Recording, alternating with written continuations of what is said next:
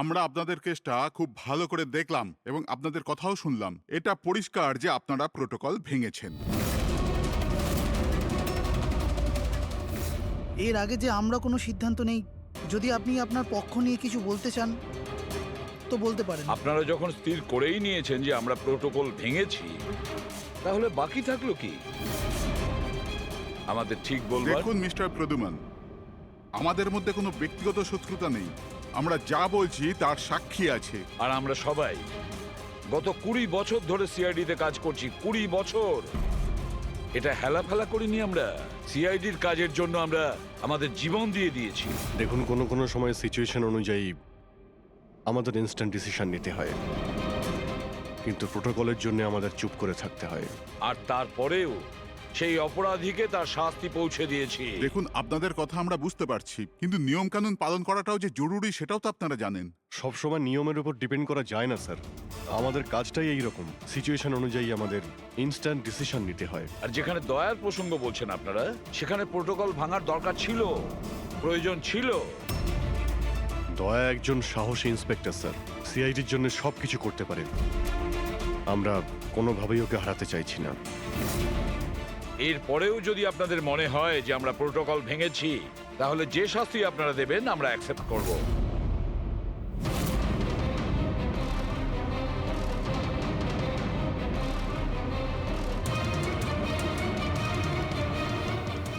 দেখুন, আমরা আপনাদের কথা মেনে নিচ্ছি, কিন্তু নিয়ম তো আপনারা ভেঙেছেন।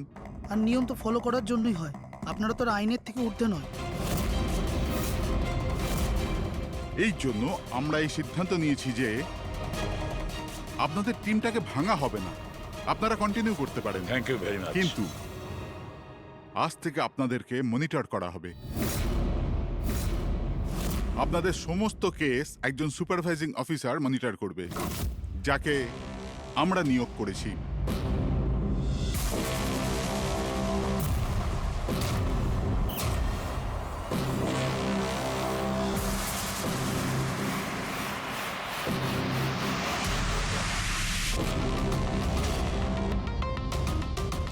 হ্যালো, আমার নাম শীতল। আজ থেকে শীতলই আপনাদের মনিটর করবে। মনিটর করবে মানে? মানে এইটা হলো যে আপনাদের কেসের যাই অ্যাক্টিভিটি হোক সেটা শীতল আমাদের বলবে। আপনাদের কেসগুলোর সমস্ত খবরাখবর রাখবার অধিকার থাকবে শীতলের।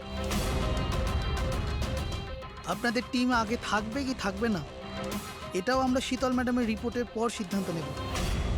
দেখুন, আজ পর্যন্ত আপনারা যা চেয়েছেন করেছেন, কিন্তু এখন সিচুয়েশন বদলে গেছে।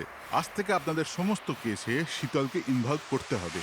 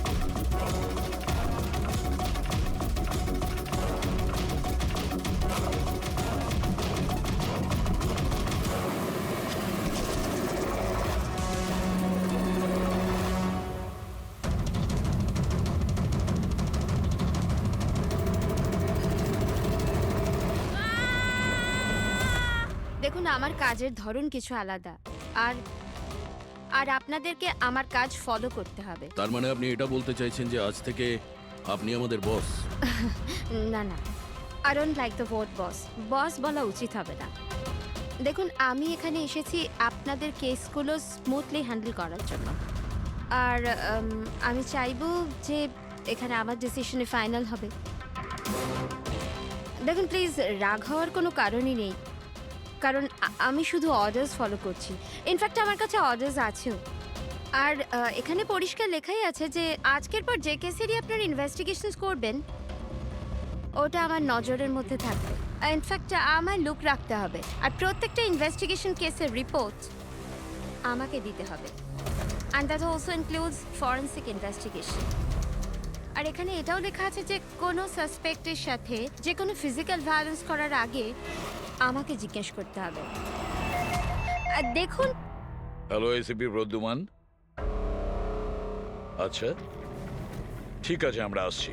ওকে, দুটো খুন হয়েছে, আমাদের বেরোতে হবে। এত তাড়াতাড়ি বেরোবেন আপনারা?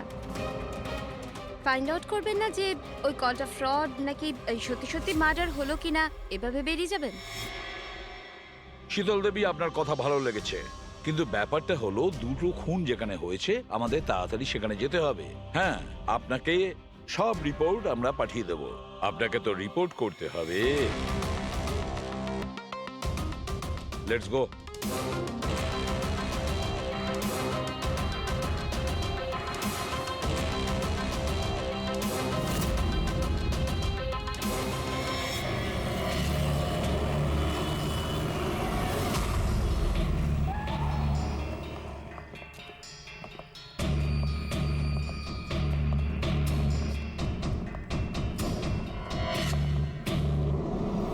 কোথায় খুন হয়েছে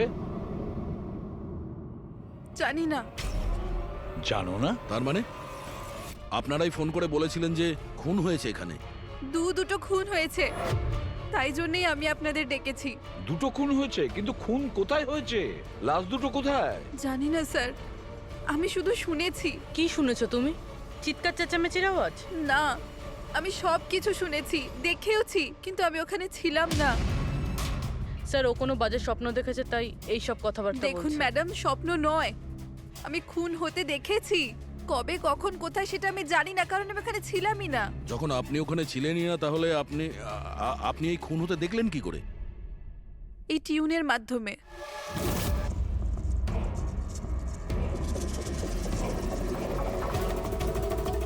এই বিটটায় অনেক বৃষ্টি হচ্ছে, আশেপাশে গাছ আছে আর একটা ভাঙা বোটও আছে। এই এই ড্রামটায় কেউ এই লোকটাকে টেনে নিয়ে যাচ্ছে, আর এই বিটটাতে ওই ওই লোকটা ওকে পাথর দিয়ে মাথায় মারছে।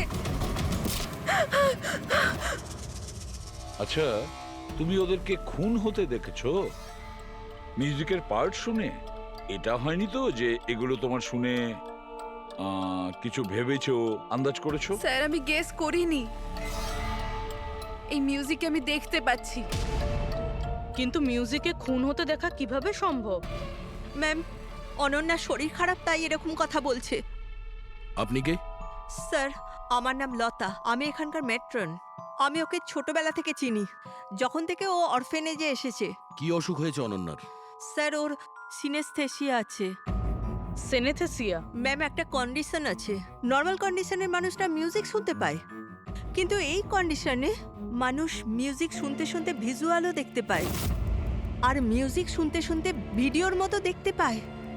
আপনি তার মানে বলতে চাইছেন যে অনন্যা সাউন্ড দেখতে পায়? Yes sir. কি করে? আপনি চোখ বন্ধ করুন আর ইমাজিন করুন ড্রামবিট শুনতে পাচ্ছেন। নিন, কল্পনা করছি। আপনি কি দেখতে পাচ্ছেন? ড্রাম বিটের আওয়াজ শুনতে পাচ্ছি, কিন্তু আমি কিছু দেখতে পাচ্ছি না। এটা নর্মাল কন্ডিশনে হয়, কিন্তু সিনেস্থেসিয়াতে মানুষ মিউজিকের সাথে নিশ্চয়ই কিছু না কিছু দেখতে পায়, যেমন কিছু মানুষদের দেখতে পায়, রং দেখতে পায়, বা যে কোনো কিছু দেখতে পায়।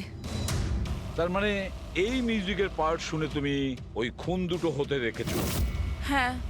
আমার মনে হচ্ছে যে অনন্যা মিউজিক শুনে যেটা দেখছে ওটা আসলে নেই, ও ওটাকে ভিজুয়ালাইজ করছে, যেমন আমরা স্বপ্নে দেখি, কিন্তু স্বপ্নতে যেটা আমরা দেখি সেটা ভিজুয়ালাইজ করি, কিন্তু সেটা সত্যিকারের হয় না। স্যার না, স্যার আমি যেটা দেখছি সেটাই বাস্তব। যেটা আমি দেখছি সেটা খুব ভয়ঙ্কর, যেন আমি টিভিতে কাউকে মার্ডার হয়ে যেতে দেখছি। আর দুটো আলাদা আলাদা মিউজিকে দুটো আলাদা আলাদা খুন হচ্ছে, একটা পাথর দিয়ে হচ্ছে আর একটা ক্রোবার দিয়ে। আচ্ছা, আর একটা খুনের ব্যাপারে তুমি কিছু বলতে পারবে? খুনটা কোথায় হয়েছে, তার আশেপাশে কোথায় কি ছিল, খুনি কে, কি করছিল?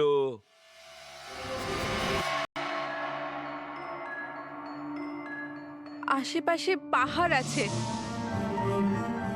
একটা লোক নিচে পড়ে আছে, নিজেকে বাঁচানোর চেষ্টা করছে। স্যার ও এসে গেছে, এসে গেছে স্যার। ও ওকে মারছে ক্রোবার দিয়ে। স্যার বারবার মেরে যাচ্ছে। ব্যাস, খুনির ফেস তুমি দেখোনি। ঠিক আছে, আমরা এই কেসের ইনভেস্টিগেশন করব। স্যার আমি এরকম কেসের ব্যাপারে তো শুনিনি। কিন্তু পুরবী যেভাবে ও ডিটেলসে আমাদের গল্পটা বলছিল, সন্দেহ হচ্ছে আমার সত্যি ঘটনা বলছে না তো। স্যার আমার কিছু মনে আসছে, যেরকম এই মেয়েটা বললো এরকম আমি কোথাও পড়েছিলাম স্যার। কোথাও পাথর দিয়ে খুন করা হয়েছে। তাহলে একটা কাজ করো দয়া, ক্রাইম ব্রাঞ্চে খোঁজ নাও যে এরকম দুটো কেস হয়েছে কিনা। Okay sir. স্যার, যেরকমটা আপনি বলেছিলেন ঠিক এরকমই কেস 2 মাস আগে পুনেতে হয়েছিল। তাকে পাথর দিয়ে হত্যা করা হয়েছিল। আর যা ক্লোবার দিয়ে মার্ডার পানভেলে হয়েছিল এই ধরুন 6 মাস আগে। তো সেগুলোর ফাইল এনেছেন এখানে? Yes, yes, yes. Sir sir এই কেসগুলো। আর এটা হলো Panvel murder case file. Panvel, ঠিক আছে, থ্যাংক ইউ ভেরি মাচ। আপনারা যেতে পারেন।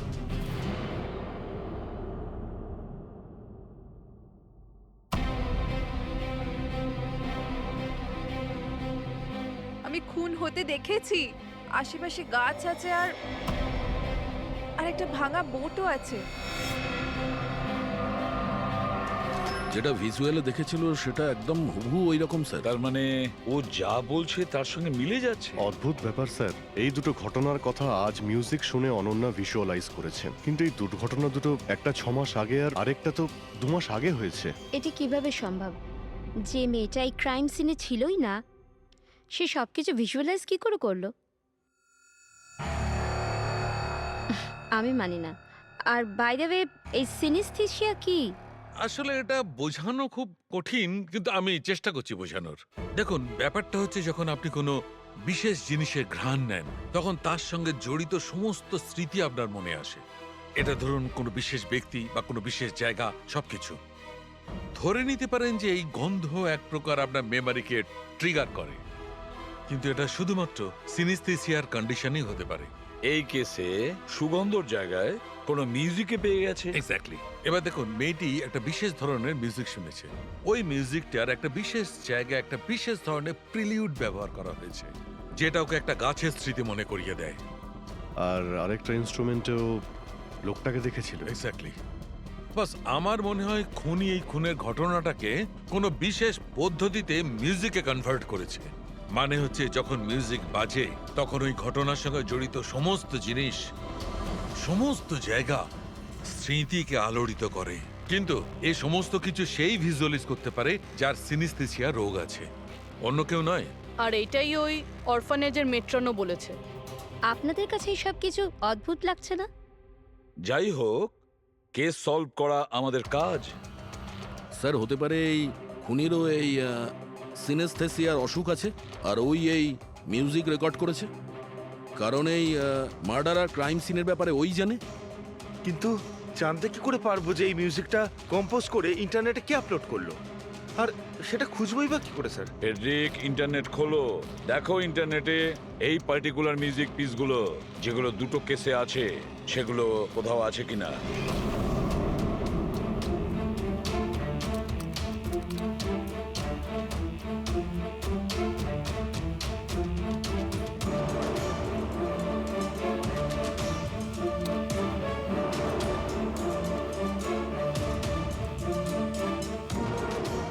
স্যার স্যার পেয়ে গেছি স্যার, দুটো টিউনই একই গানের। একটা ইন্ডিয়ান টিম বানিয়েছে। ডেকে নাও ওই ব্যান্ডের লোকেদের। Okay sir. ওকে, আপনারা আপনাদের ইনভেস্টিগেশন করতে থাকুন, আমি একটা অন্য কাজ সেরে আসছি।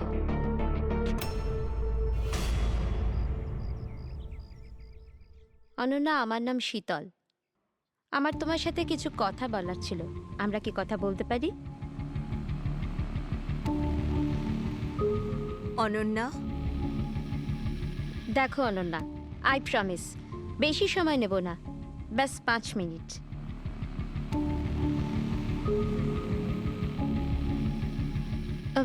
ও কিছু বলছে না কেন? ম্যাম ওই খুব ভয় পেয়ে আছে। ওই ঘটনাটা ওর মাথায় খুব প্রভাব ফেলেছে। ও নর্মাল হতে কিছুটা সময় লাগবে। ওকে। আমার অনন্যার ব্যাপারে এখানে লোকের সাথে কিছু কথা বলতে হবে। পসিবল? হ্যাঁ প্লিজ। মিউজিক টিউন থেকে খুন? এটা কিভাবে সম্ভব স্যার? পসিবল আছে। সিনেস্থেসিয়ার একজন পেশেন্ট তোমার এই মিউজিক পিস শুনে একটা খুনের ব্যাপারে ভিজুয়ালাইজ করেছে, বুঝেছো? তোমার ওই মিউজিক পিসে কোনো খুনের রহস্য লুকিয়ে আছে। আর আমাদের মনে হচ্ছে খুনি সেই যে এই টিউন বানিয়েছে। আমরা খুন করিনি। আর আর সত্যিটাই হলো যে এই টিউন আমরা কম্পোজই করিনি। এই টিউন আমরা ফ্রি সাইট থেকে ডাউনলোড করেছিলাম। কোন সাইট থেকে ডাউনলোড করেছিলে দেখাও। দেখুন স্যার, এই দেখুন স্যার। স্যার এই টিউনটা আমাদের পছন্দ হয় তাই ডাউনলোড করে আমরা গানে দিয়ে দিই। কে আপলোড করেছিল এই টিউনটা? স্যার এটা অজ্ঞাত, অ্যানোনিমাস। অজ্ঞাত? আমাদের সেই অজ্ঞাতকে খুঁজতে হবে। ম্যাম ও আমাদের স্টাফ। ও হলো পূজা, ও হলো রমেশ, ও আরতি। এমনিতে ও এনজিওতে কাজ করে কিন্তু আমাদের এখানে প্রায় আসা যাওয়া করে। আপনাদের কিছু বলার ছিল অ্যাকচুয়ালি অনন্যার ব্যাপারে। আপনারা কি অনন্যার ব্যাপারে কিছু বলতে পারেন আমায়? যেমন ও কোথা থেকে এসেছিল, কবে এসেছিল, আর ওভারঅল অরফানেজে অনন্যার ব্যবহার কেমন? অনন্যা খুবই অদ্ভুত মেয়ে, সব সময় যেন ডিস্টার্ব থাকে। ও এখানে কবে এসেছিল? ছোটবেলা থেকেই, কিন্তু ওকে ভিন্ন ভিন্ন দুবার লোকে অ্যাডপ্ট করেছিল, কিন্তু জানি না কেন কিছুদিন রাখার পর আবার এখানে এসে ফিরিয়ে দেয়। কেন? এর কারণ? নিশ্চয়ই ওর খারাপ ব্যবহারের জন্য, ওর মাঝে মাঝে ঝগড়া করার জন্য, মাঝে মাঝে ভায়োলেন্ট হয়ে যেত। ব্যাস এই অভ্যেসটা ওর ছোটবেলা থেকেই ছিল। কি ভুলভাল বলছো তুমি? অনন্যা এমন নয়, এসব ভুল বলছে। ম্যাম সত্যি আমি এখানে প্রায় আসা যাওয়া করি কিন্তু কখনো অনন্যাকে এমন আচরণ করতে দেখিনি। ও সবই ভুল বলছে। তো তাহলে সত্যিটা কি? সত্যিটা এটাই, অনন্যা ছোট থেকে খুব কষ্টে বড় হয়েছে। হ্যাঁ, এর জন্য কখনো কখনো ও অদ্ভুত ব্যবহার করে থাকে। অদ্ভুত ব্যবহার নয় ম্যাডাম, এটা ভেবে নিন অনন্যাকে যদি কেউ ক্রস করেছে তাহলে ওর সাথে দুর্ঘটনা হবেই হবে। এই তো আগের মাসে অরফানেজের বাচ্চাদের সাথে কি হয়েছিল মনে নেই নাকি? কেন ভুলভাল বলছো? কি হয়েছিল বলো? ম্যাম আগের মাসে একটা বাচ্চার ফুড পয়জন হয়ে গেছিল, আর ওই দিনই ওর ঝগড়া অনন্যার সাথে হয়েছিল। আচ্ছা, তার মানে তুমি বলছো যে এটা অনন্যা করেছে? হ্যাঁ। ভেবে চিন্তে কথা বলো রমেশ, খুবই বাজে কথা বলছো অনন্যার নামে। মেট্রন, অনন্যাকে অরফানেজ থেকে দুটো ফ্যামিলি অ্যাডপ্ট করেছিল, কিন্তু তারা ফেরত পেয়ে যায়।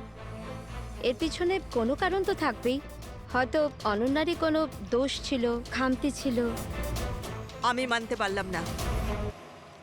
এনিওয়ে, অনন্যার ব্যাপারে কি কোনো ফাইল আছে যেখানে ওসব ডিটেলস আছে? সেটা কি আমি দেখতে পারি? হ্যাঁ নিশ্চয়ই।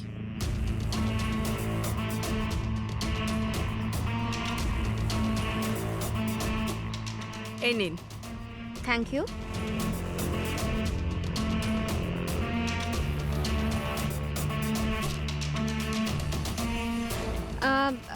থ্যাংক ইউ মেট্রন, কিন্তু আমাকে এখনই বেরোতে হবে। আচ্ছা, আমি এই ফাইলটা কদিন বাদে ফেরত দিলে কি চলবে? হ্যাঁ।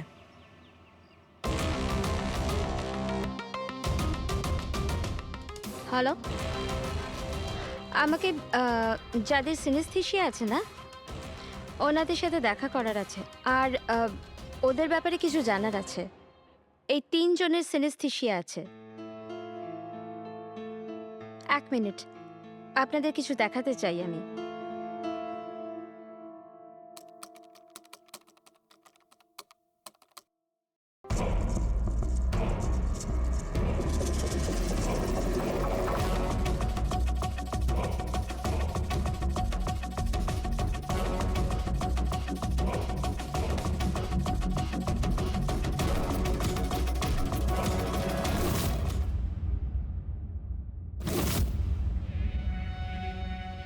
এখন আপনি বলুন, আপনি এই টিউনটা শুনে কি ভিজুয়ালাইজ করলেন? ম্যাম আমি একটা বড় ঘাস ভর্তি মাঠ দেখলাম, সেখানে গরু ঘাস খাচ্ছিল আর সূর্য পরিষ্কার দেখা যাচ্ছিল। আমি একটা নদী দেখলাম, ওখানে নৌকো ছিল আর আমি দেখলাম কিছুজন আগুন জ্বালিয়ে বসেছিল। ইন্টারেস্টিং। চলুন আপনাদের মধ্যে আপনি বলুন, আপনি কি দেখলেন? শহর শহর দেখেছি আমি, ওই ভিড়ভাট্টার জায়গা আর উঁচু উঁচু বিল্ডিং আর ওগুলোর উপর বিজ্ঞাপনের লাইট লাগানো। ইন্টারেস্টিং। 3 different interpretations. ভালোই হলো, আপনারা দেখলেনও আর নিজেদের কানে শুনলেনও। 3 জন যাদের সিনেস্থেশিয়া আছে তারা একই টিউন শুনেছিল, কিন্তু 3টে আলাদা ভিজুয়ালস দেখলো। আর ওই মিউজিক শুনে খুন হতে দেখেছে। এক্স্যাক্টলি। দুনিয়াতে একজনই মানুষ আছে যে এই মিউজিক টিউনটাকে খুন দিয়ে ইন্টারপ্রেট করেছে। কে? খুনি নিজেই। আর ওই খুনি আর কেউ নয়, অনন্যা। হোয়াট? এটা আপনি কি বলছেন? ওই মেয়েটা নির্দোষ? দেখুন এসিপি স্যার, কেস প্রমাণ দিয়ে সলভ করা হয়, ভাবনা দিয়ে নয়। আর আমি ভাবনায় বয়ে যাওয়ার ভুল করিনি। আমি অরফানেজে গিয়েছিলাম আর ওখানে গিয়ে জানতে পারলাম যে অনন্যাকে 2টো ফ্যামিলি অ্যাডাপ্ট করেছিল, কিন্তু ব্যাস কদিন পরেই 2টো ফ্যামিলি অনন্যাকে অরফানেজে দিয়ে গিয়েছিল। আর ওই 2জন লোক ওখানেই ছিল যাদের মার্ডার হয়েছিল আর যারা অনন্যাকে অ্যাডাপ্ট করেছিল। আমি অনন্যাকে অ্যারেস্ট করেছি আর ওকে নাবালক আদালতে পেশ করার ব্যবস্থা করেছি। আপনি আমাদেরকে না বলে না জিজ্ঞেস করে ওকে অ্যারেস্ট করেন কি করে? I don't need your permission ACP sir, আপনাকে বলার প্রয়োজন ছিল না। ও খুনি আর ওকে শাস্তি পেতেই হবে। আপনি ওই ক্রাইম সিনের ফটো আর পোস্টমর্টম রিপোর্ট দেখেছেন? অফকোর্স দেখেছি। তো হয়তো ভালো করে আপনি দেখেননি, না হলে ওকে আপনি অ্যারেস্ট করতেন না। খুনি অনেক শক্তি প্রয়োগ করেছিল খুন করার জন্য। একটা 15 বছরের মেয়ে 2জনকে এত নৃশংসভাবে খুন করতে পারে না। আপনারা ওই মেয়েটাকে বাঁচানোর চেষ্টা করছেন। দেখুন, মেয়েটি নির্দোষ আর আমরা কোনো নির্দোষের শাস্তি চাই না। অনন্যা খুনি, এর শাস্তি ওকে পেতে হবে, তাই ওকে অ্যারেস্ট অর্ডার দিয়েছি। আর এটা আমার ডিসিশন, আর এটাই ফাইনাল ডিসিশন। আপনারা শুধু সময় নষ্ট করছিলেন।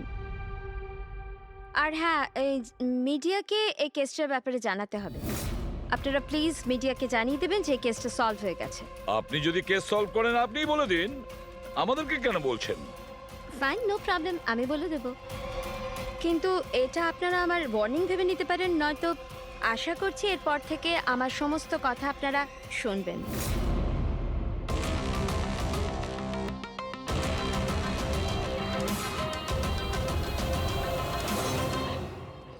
আপনারা এটা জেনে খুবই খুশি হবেন যে এই কেসটা সলভ হয়ে গেছে। ম্যাম, কে খুনি? খুনি একটা 16 বছরের মেয়ে যার নাম অনন্যা।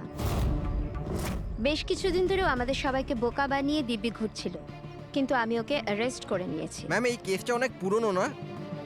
হ্যাঁ, এই কেস বেশ পুরনো ছিল। ইনফ্যাক্ট বেশ কিছুদিন ধরে ওটা ক্রাইম ব্রাঞ্চের খরচের খাতায় পড়েছিল, কিন্তু সিআইডি যখনই টেক ওভার করলো 24 ঘন্টায় কেস সলভ। তো ম্যাম, আপনিও সিআইডির একজন? আগে হ্যাঁ, আমি আজই সিআইডি টিম জয়েন করেছি অ্যাজ দ্য সুপারভাইজার। আর জয়েন করতেই একদিনে কেস সলভ হয়ে গেল। যদি এই কেস অনেক সময় থেকে ঠান্ডা হয়েছিল, সিআইডি তাহলে কেন টেক ওভার করেনি এটাকে? কারণ এই টিমে আগে আমি ছিলাম না, এই জন্যে। কিন্তু ম্যাম, অন্য অনেকে তো ছিল টিমে। হ্যাঁ, এনারা প্রায় 20 বছর ধরে আছেন আর মামলা তদন্ত করতেই থাকেন, কিন্তু আসলে ওনারা কখনো কখনো ভাবুক হয়ে যান। আর কোনো কেসে ভাবুক হওয়া মানে ইনভেস্টিগেশন থেমে যায়। ইনভেস্টিগেশনের জন্য কেবল লজিকের দরকার, যেটা আমি করেছি, আর কেস সলভ হয়ে গেছে। 1 মিনিট, আমি আপনাদের ভুল ধারণা শুধরে দিচ্ছি। আসলে এই কেসটা এখনো পুরো সলভ হয়নি। হয়নি? এই তো একটু আগে বললো যে কেস সলভ হয়ে গেছে। স্যার, এই কেসে আর কি বেঁচে আছে? খুনি তো ধরা পড়ে গেছে। একদমই না, খুনিকে আমরা এখনো ধরতে পারিনি। কিন্তু ম্যাডাম তো বলছেন যে খুনি ওই মেয়েটাই। এরকম ম্যাডামের মনে হচ্ছে। আমাদের ইনভেস্টিগেশনের হিসেবে হয়তো ওই মেয়েটা নির্দোষ। স্যার, তাহলে আসল খুনি কে? ইনভেস্টিগেশন চলছে, খুব তাড়াতাড়ি আপনাদের সামনে সত্যিটা চলে আসবে। I'm sorry, no more questions. সময় নেই আর। Thank you so much for coming. Thank you. আপনাদের সাহস কিভাবে হয় এই মিডিয়ার সামনে আমাকে ইনসাল্ট করার? আপনাদের এই ব্যবহারটা আমি দেখে নিলাম, and trust me, there will be consequences. খুব দ্রুত আমাদের খুনিকে ধরতে হবে, না হলে শীতল পদে পদে আমাদের বাধা দেওয়ার চেষ্টা করবে। অভিজিৎ, প্রথমে এটা খোঁজ নিয়ে দেখতে হবে যে ও যে সময় খুন হয়েছিল তখন ও কোথায় ছিল। আমাদের একটা টিম পুনে পাঠাতে হবে এই কেসটাকে তদন্ত করার জন্য, আর আরেকটা টিম পাঠাতে হবে পানভেলে। আপনারা এটা জেনে খুবই খুশি হবেন যে এই কেসটা সলভ হয়ে গেছে। খুনি একটা 16 বছরের মেয়ে। ইনফ্যাক্ট বেশ কিছুদিন ধরে ওটা ক্রাইম ব্রাঞ্চের খরচের খাতায় পড়েছিল, কিন্তু সিআইডি যখনই টেক ওভার করলো 24 ঘন্টায় কেস সলভ।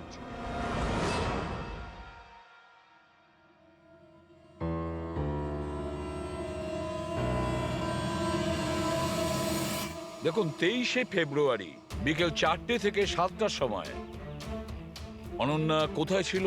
সাধারণত তখন বাচ্চারা বাইরে যায় খেলতে আর 9টার মধ্যে চলে আসে। আচ্ছা, অনন্যা অরফানেজ গিয়েছিল না বাইরে?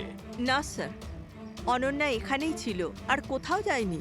এটা আপনি এত জোর গলায় কি করে বলছেন? এর জন্যই বলছি, কারণ আমার অনুমতি ছাড়া কোনো বাচ্চা বাইরে যেতে পারে না।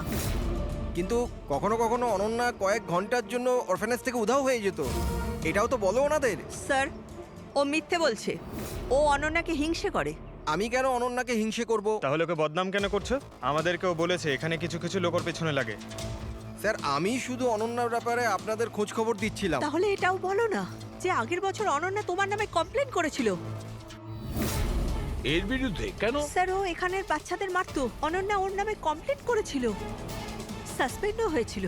তখন থেকে অনন্যাকে ঘৃণা করে। নামে কমপ্লেন করেছিল, সাসপেন্ডও হয়েছিল। তখন থেকে অনন্যাকে ঘৃণা করে। একটা কথা বলো, অনন্যাকে ওই মিউজিক পিস শুনতে কে বলেছিল? স্যার, ইনি। হ্যাঁ স্যার, অনন্যা মিউজিক পছন্দ করত। অনেকবার ওকে নানা ধরনের গান শুনতে দেখেছি। এর জন্য ওকে আমি মিউজিক শুনতে দিতাম। বুঝতে পারিনি এতে প্রবলেম হয়ে যাবে। আচ্ছা, আপনাদের মধ্যে কি কেউ মিউজিক ইনস্ট্রুমেন্টস বাজাতে জানেন? স্যার, আমি পিয়ানো বাজাতাম। স্যার, আমিও পিয়ানো বাজাই। আচ্ছা, একটা কথা বলুন, যেদিন পুনেতে খুন হয়েছিল সেদিন আপনারা কোথায় ছিলেন? আমরা সব বাচ্চাদের নিয়ে পুনা গিয়েছিলাম। সেদিন আপনারা সবাই পুনাতে ছিলেন? কি ছিল ওখানে? ওখানে একটা ইভেন্ট ছিল, তাই। স্যার, হ্যাঁ, এরা প্রত্যেকে সাধু সাজার নাটক করছে। একটা কাজ করি আমরা, এদের প্রত্যেকের কম্পিউটার চেক করো, দেখো কে এই মিউজিক পিস বানিয়েছে আর আপলোড করেছিল। কারণ যে এই মিউজিক পিস বানিয়ে আপলোড করেছে না, সেই খুনি হতে পারে।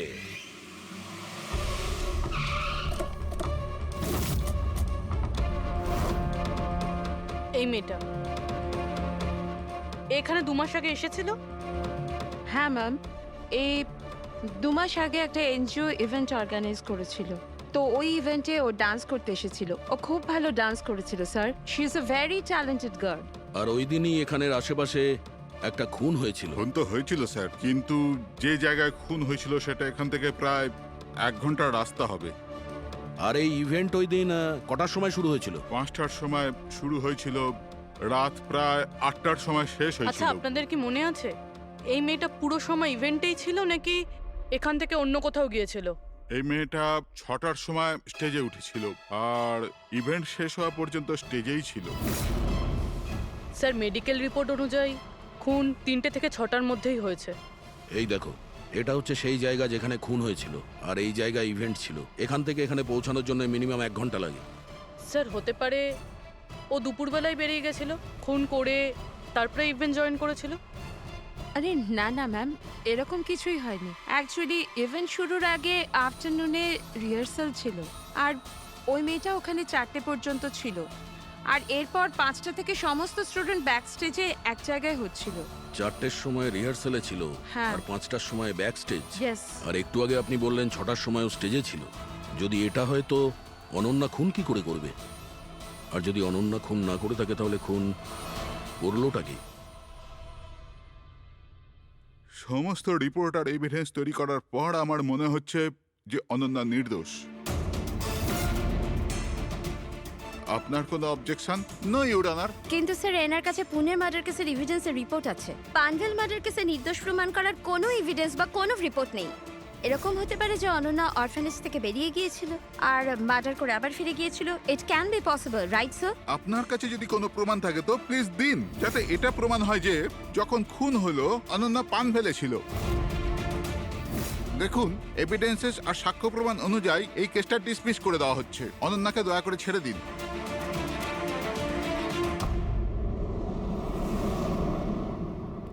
সালুকে কি জানতে পারলে? হ্যাঁ বস, বস ধরে নাও এই কেসটা সলভ হয়ে গেছে। শীতল আমাদের ডেমনস্ট্রেট করে দেখিয়েছিল যে সিনিস্থেসিয়ার দুটো আলাদা আলাদা রোগী একই ধরনের মিউজিক শোনার পরে আলাদা আলাদা ইন্টারপ্রিট করে থাকে। হ্যাঁ বস, আমি আমার বন্ধুর থেকে সবকিছু জেনেছি, যে এই ব্যাপারে এক্সপার্ট। ও আমাকে অন্য কথা বলল। নতুন কি আপনি জানতে পেরেছেন? এমন দুজন ব্যক্তি যারা সিনিস্থেসিয়ারই পেশেন্ট এক ধরনের মিউজিক শোনার পরেও একই ধরনের রিয়াক্ট করে। এটা কিভাবে হতে পারে স্যার? হতেই পারে পুরবি, যদি দুজন রোগীর মধ্যে রক্তের সম্পর্ক থাকে তাহলে হতে পারে। ও শীতল যা বলেছিল সেটাও ঠিক ছিল, কিন্তু সম্পূর্ণভাবে ঠিক ছিল না। কিছু রেয়ার কেসে এরকমটা হয়, যেমন আমার বন্ধু বলেছে। হ্যাঁ, কিন্তু দুজন রোগী যদি একই পরিবারের হয় তবে কাকা, জ্যাঠা বা ভাইও হতে পারে। না না, ইমিডিয়েট ফ্যামিলি মেম্বারই হতে হবে, যেরকম মা বাবা, ভাই বোন। তা কেন? সেটা এই কারণে ফ্রেডি, কারণ এটা একটা জেনেটিক অসুখ। বাস মেডিকেল জার্নাল থেকে আমি এরকম কিছু আর্টিকেল বার করছি, এসব তোমাকে দেখাচ্ছি। আরো কেউ আছে যে অনন্যার মতো ওই দুটো মিউজিক পিসের ওপর একই ভিজুয়াল দেখতে পায়, যেটা অনন্যাও দেখে? আমি আপনাদের কি করে ধন্যবাদ জানাবো? আপনারা আমায় জেল যাওয়া থেকে বাঁচালেন।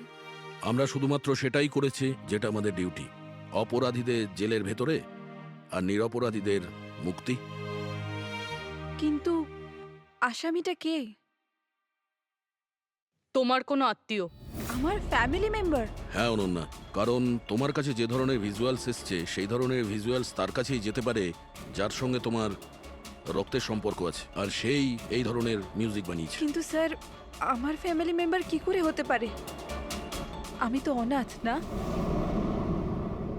আছে কেউ যাকে তুমি চেনো না? তাহলে জানতেও চাই না। ছোট থেকে আমার স্বপ্ন ছিল যে আমার পরিবারের সবাই আসবে আর আমায় এসে নিয়ে যাবে, আমরা একসাথে আনন্দে থাকবো। আর আপনারা বলছেন ও কোনো খুনি? আমরা তোমাকে শুধু সেটাই বলছি যেটা সত্যি। অনন্যার নামের প্যাকেজ এসেছে, দরজার বাইরে রাখা ছিল।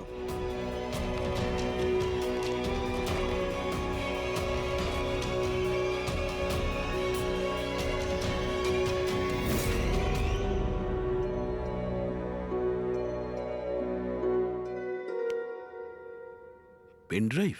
পঙ্কজ,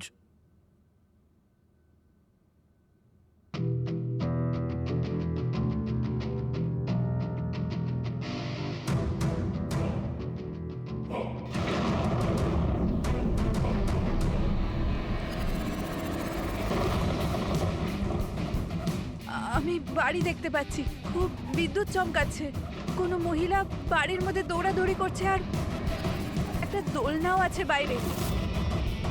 কেউ ওই মহিলার পিছনে ক্রোবার নিয়ে দৌড়চ্ছে। আর কি? ওই মহিলাকে ক্রোবার দিয়ে মারছে। কাকে মারতে দেখলে? জানি না স্যার, এটা তো একটা চিঠিও আছে। আনিয়া, এটা তোমার ভবিষ্যৎ। তুমি যা দেখেছো তোমার সাথে তাই হবে, এটাকে কেউ আটকাতে পারবে না। এই মিউজিকের সাথে অনন্যা যেটা দেখেছে, কেউ ওই মহিলাকে মারতে চলেছে। আর একটা বাড়ি আছে, বাড়ির সামনে বিদ্যুৎ চমকাচ্ছে আর আর দোলনা আছে। আর স্যার, খুনি খুন ক্রোবার দিয়ে করে। এতদিন আমরা ভাবতাম খুনি আগে খুন করে তারপরে মিউজিক বানায়, কিন্তু এখানে তো উল্টো। প্রথমে খুনি মার্ডার প্ল্যান করে, তারপরে মিউজিক বানায়, আর তারপরে মিউজিক অনুযায়ী খুন করে। আমি আমি মরতে চাই না, প্লিজ আমায় বাঁচিয়ে নিন। অনন্যা, ঘাবড়িও না, তোমার কিচ্ছু হবে না, আমরা আছি না তোমার সাথে। সবার আগে ওই খুনিকে খুঁজতে হবে, যে কোনো ভাবেই হোক। কিন্তু যদি খুনি ওর পরিবারেরই একজন হয়, তাহলে খুঁজবো কি করে? ওকে খোঁজার আগে আমাদের এটা জানতে হবে যে 16 বছর আগে অনন্যাকে অরফানেজে নিয়ে এসেছিল কে। হয়তো ও জানতে পারে অনন্যার ফ্যামিলি সম্পর্কে। আপনাদের কিছু মনে আছে কে ছিল যে অনন্যাকে এখানে রেখে গেছে? না, মনে তো নেই। 16 বছর আগে কেউ ওকে বাইরে ছেড়ে চলে গিয়েছিল।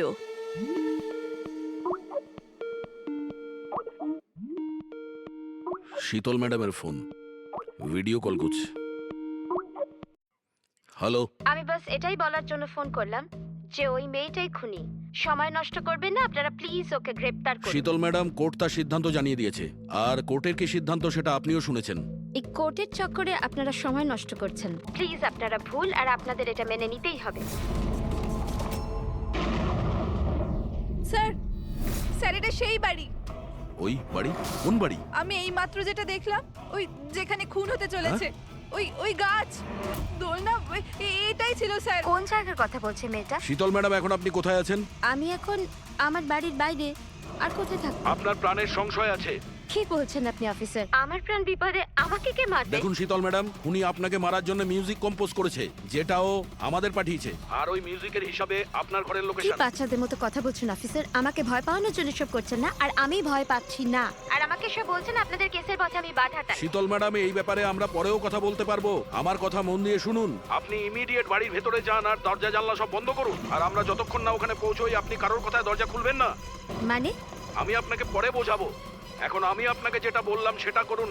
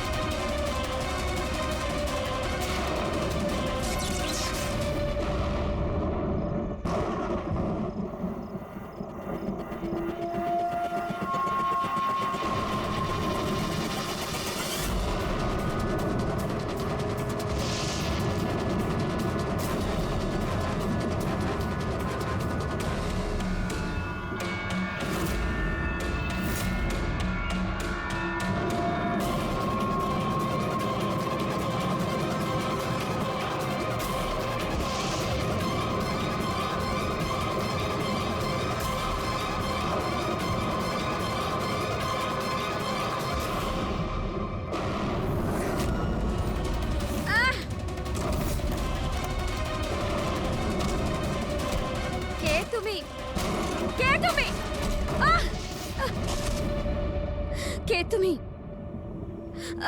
তুমি আমার উপর আক্রমণ করছো কেন? তুমি জানো না এর ফল কি হবে। আমি তোমাকে ছাড়বো না। আমার কাছ থেকে বেঁচে তুমি পালাতে পারবে না। কে তুমি? ওই দাঁড়া। আমাকে okay sir.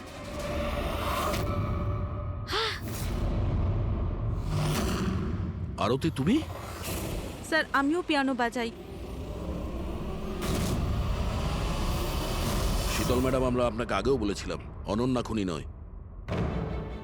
I am sorry sir, আমার আপনাদের কথা বোঝা উচিত ছিল। আমি আমার মতো করে ইনভেস্টিগেশন করেছিলাম, আর আপনারা আপনাদের মতন। আমরা দুজনেই আমাদের ডিউটি করেছিলাম অফিসার। ট্রাস্ট মি, আমার ক্যারিয়ারে প্রথম হলো যে আমার জাজমেন্ট ভুল হলো। ওটা ঠিক আছে, আপনার মাথায় আঘাত না লেগেছে। না না, আই এম ওকে। ফ্রেডি, অ্যাম্বুলেন্সকে ফোন করো তাড়াতাড়ি।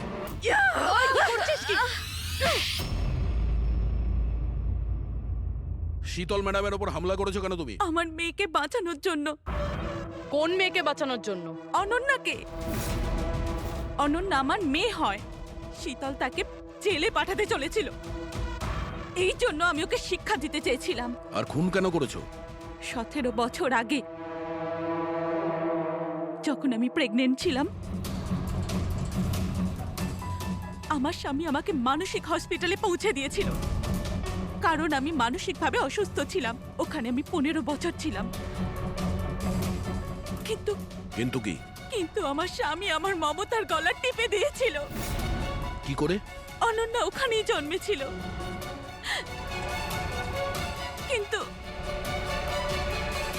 ওকে আমার কাছ থেকে ছিনিয়ে নিয়েছিল। 15 বছর পর আমি বাইরে এলাম, তখন আমি জানতে পেরেছিলাম যে আমার স্বামী মারা গেছে, কিন্তু অনন্যা কোথায় আছে আমি জানতাম না। ও বেঁচে আছে কি নেই সেটাও আমি জানতাম না। আমি অনেক অরফানেজে ওকে খোঁজার চেষ্টা করেছিলাম, ওকে কোথাও পেলাম না। ওর ব্যাপারে কি করে জানতে পারলেন আপনি? 6 মাস আগে যখন আমি এই অরফানেজে এলাম, তখন আমি অনন্যার কেস ফাইল পেলাম। আমি জানতে পারলাম যে অনন্যাকে 2 জন মানুষ অ্যাডপ্ট করেছে, আর তারপর ওকে ফেরত পাঠিয়ে দিল। কিন্তু যখনই আমি জানতে পারলাম যে অনন্যার সিনেস্থেশিয়া আছে আর ও সব দেখতে পাচ্ছে যেটা আমি মিউজিকে প্ল্যান করেছিলাম, তখনই আমি রিয়েলাইজ করলাম যে অনন্যা আমারই মেয়ে। এই জন্য আমি 2 জনকে খুন করে দিলাম। আমি ওই মানুষগুলোকে ঘেন্না করি যারা অনাথ বাচ্চাকে অ্যাডপ্ট করার পরেও তাদের ফিরিয়ে দিয়ে যায়। আমি অনন্যাকে সবকিছু বলে দিতে চেয়েছিলাম, কিন্তু আপনাদের অনুসন্ধানের ফলে আমি থেমে গেলাম, কেননা আমার মনে হলো যে আপনারা অনন্যাকে সন্দেহ করবেন। এই জন্য আমি চিঠি পাঠিয়ে আপনাদের মন অন্যদিকে ফিরিয়ে দেওয়ার চেষ্টা করেছিলাম, কিন্তু আপনারা আমার প্ল্যানকে ভেস্তে দিলেন। যে মেয়েকে পাওয়ার জন্য তুমি 2টো জীবন নিয়েছো, এখন সারা জীবন ওই মেয়ের থেকে দূরে থাকতে হবে তোমায়, জেলের ভেতরে।